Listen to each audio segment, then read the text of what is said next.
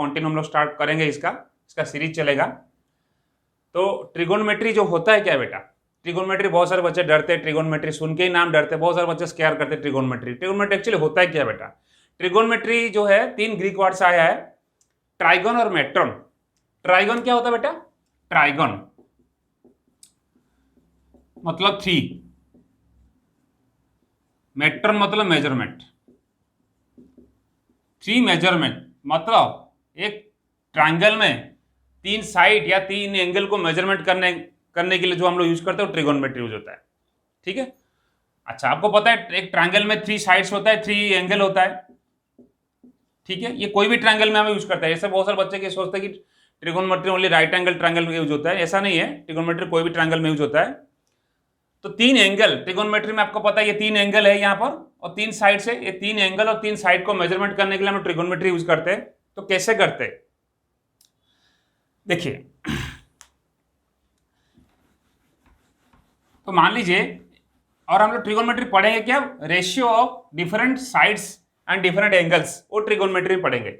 मान लीजिए कोई एक राइट एंगल ट्रायंगल है ABC, ठीक है, ABC एक राइट एंगल ट्रायंगल है और यहां पर B एंगल 90 डिग्री है। तो मान लीजिए C एंगल कोई एक एंगल है थीटा, ठीक है, C एंगल कोई एक एंगल है थीटा। अगर यहां पर बहुत सारा रेशियो निकलेगा बेटा, इसको आपको पता है ये बेस बोलते हैं इसको, ट्रायंगल का, इसको परपेंडिकुलर बोलते हैं, शॉर्ट में P लिखते हैं, बेस को शॉर्ट में B लिखते हैं, हाइपोटेन्यूज शॉर्ट में BH लिखते हैं। तो यहां पर ये जो थीटा एंगल है, यहां पर 6 रेशियो निकलेगा बेटा। मान लीजिए कोई बोलेगा AB अपॉन AC, इसका रेशियो क्या होगा, इसको ट्रिगोनोमेट्री में बोलते हैं साइन थीटा, साइन थीटा, या शॉर्ट में बोलेंगे P/H। ठीक है, इसी तरह अगर कॉस थीटा बोलोगे बेटा, कॉस थीटा होगा BC अपॉन AC, ये होगा B अपॉन H।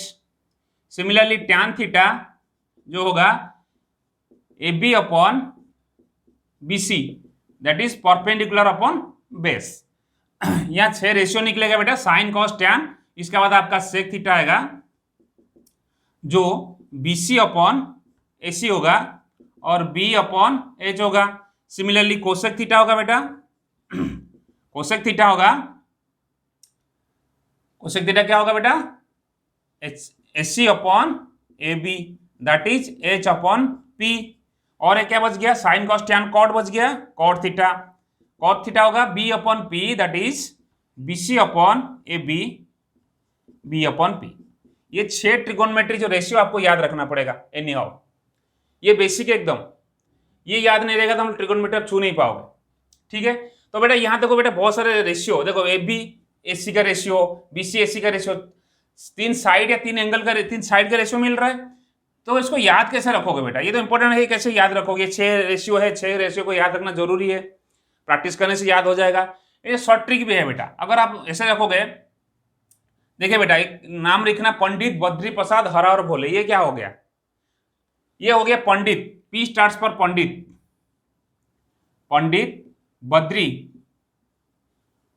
प्रसाद, ये हो गया बेटा हर भोले, मतलब sign theta cos theta tan theta का वैल्यू आपका आ गया। अगर ये तीनों का वैल्यू आ गया, बाकी चीज भी उसका रेसिप्रोकल होता है। कैसे होता है देखिए, और एक लिखता हूं, साइन थीटा जो होता है वो P/H होता है और कोसेक थीटा जो होता है उसका रेसिप्रोकल होता है, H अपॉन P होता है। सिमिलरली कॉस थीटा जो होता है B अपॉन H होता है और उसका रेसिप्रोकल सेक थीटा होता है, H/B। सिमिलरली टैन थीटा जो होता है P अपॉन B होता है और cot theta B upon P होता है। ठीक है, इसी तरह अगर साइन थीटा को लिखना चाहोगे आप, क्या लिखोगे, साइन थीटा हो जाएगा 1/कोसेक थीटा। देखो बेटा कोसेक थीटा को और उल्टा कर दोगे साइन थीटा हो जाएगा, कोसेक थीटा H/P, उसको उल्टा कर दोगे P/H, सिंपल हो गया। सिमिलरली आप बोल सकते हो कोसेक थीटा जो होगा वो 1/साइन थीटा होगा, कॉस थीटा वो होगा 1/सेक थीटा, सेक थीटा का रेसिप्रोकल। सिमिलरली सेक थीटा होगा कॉस थीटा का रेसिप्रोकल, और टैन थीटा जो होगा बेटा ये होगा 1/कॉट थीटा, या कॉट थीटा जो होगा ये होगा 1/टैन थीटा। देखो tan थीटा होता है p by B, cot theta b by p, उसका रेसिप्रोकल हो गया। ठीक है, इसी तरह इसका और एक फॉर्मूला बेटा है tan थीटा कॉट थीटा का, यहां देखिएगा tan थीटा बेटा, देखो tan थीटा को मैं लिख सकता हूं बेटा p अपॉन b।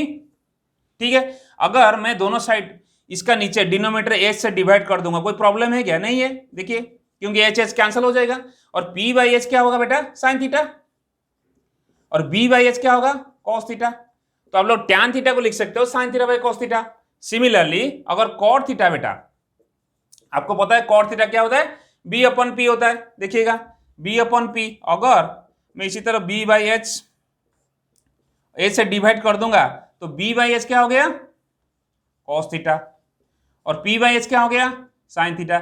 ये भी एक फॉर्मूला निकल गया बेटा हमारा, है ना, ये भी एक फॉर्मूला निकल, ये सारे को बेटा याद रखना पड़ेगा। तो बेसिकली आपको sign theta cos theta tan theta याद हो गया, बाकी ये सारे वैल्यू आपको याद हो जाएगा। ठीक है, तो साइन थीटा क्या हो गया? p by h, Pandit, Badri, Prasad, her Bhole, simple याद रख सकते हो। इसका आगे उसका रेसिप्रोकल है, और कैसे है हमें बता दिया, ये सारे फॉर्मूला आपको याद रखना पड़ेगा। ठीक है, देखिए पॉज करो। ठीक है बेटा, अभी देखेंगे, अभी हम लोग देखा कि sine theta cos theta tan theta cot theta sec theta cosec theta का वैल्यू क्या है, उसका रेशियो ट्रायंगल में, राइट एंगल ट्रायंगल में किसके साथ क्या होता है, हाइपोटेन्यूस किसका परपेंडिकुलर होता है, बेस के साथ किसका होता है, वो हम लोग अभी देखा।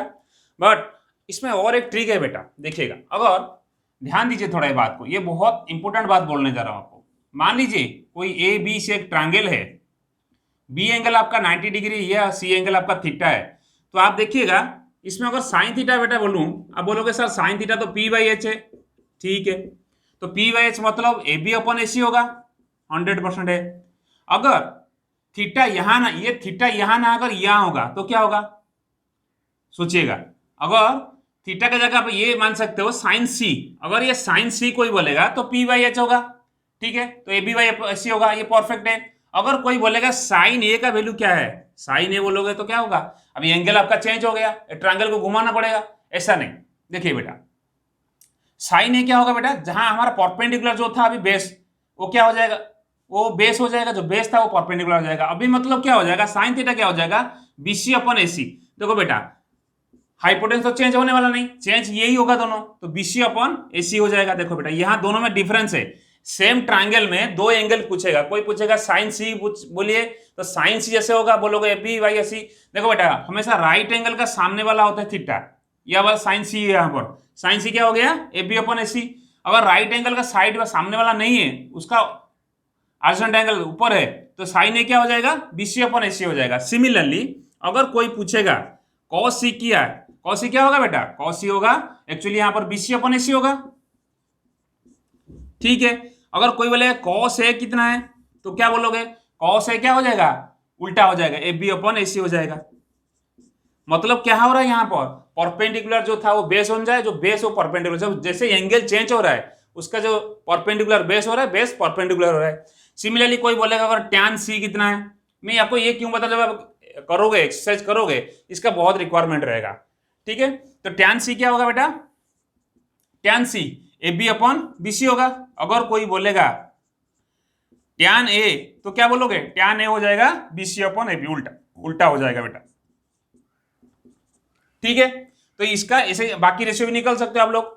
अच्छा, और एक चीज देखिए बेटा, तो साइन थीटा, अच्छा बेटा बताइए, मैं थोड़ा आपको एग्जांपल बता रहा हूं। मान लीजिए कोई राइट एंगल ट्रायंगल में परपेंडिकुलर 3 है, 4 है, ये आपको पता है 5 है, ये आप अर्लियर क्लासेस में पढ़ चुके हो, 3 4 5 क्योंकि पाइथागोरस थ्योरम से होता है, आपको पता है। अच्छा, अब बताइए बेटा, साइन सी कितना होगा यहाँ पर, p by H, that is A B upon A C, that is 3/5। क्या 3/5 स्मॉलर देन 1 है, हाँ सर, आप बोलोगे हाँ सर 3/5 तो स्मॉलर देन 1 है, ठीक है। अगर मैं बोलूंगा बेटा cos c, तो cos c क्या होगा, 4 अपॉन cos c, अब लिखोगे bc अपॉन ac लिखोगे, और bc अपॉन ac क्या हो गया, 4/5। क्या 4/5 स्मॉलर देन 1 है। तो इस दोनों से हमको एक समझ में चीज आता है, साइन सी या cos c, साइन थीटा या cos थीटा वो हमेशा 1 से छोटा होता है, तो आप ऐसे लिख सकते हो बेटा, और -1 से बड़ा होता है। ये क्लास 11 में आपको है, -1 is smaller than equal to sine theta, और -1 is smaller than cos theta. ये दोनों आप याद रखिए, साइन और कॉस हमेशा 1 या 1 से छोटा होता है, -1 से बड़ा होता है इसका जो वैल्यू, ठीक है। तो ये बहुत इंपॉर्टेंट चीज बेटा, इसको याद रखिएगा। और ये कैसे वैल्यू चेंज, जैसे एंगल चेंज हो रहा है, वैल्यू कैसे चेंज हो रहा है, उसका रेशियो कैसे चेंज हो रहा है, वो भी एक इंपॉर्टेंट चीज है, उसको आप लोग को याद रखना पड़ेगा, ठीक है।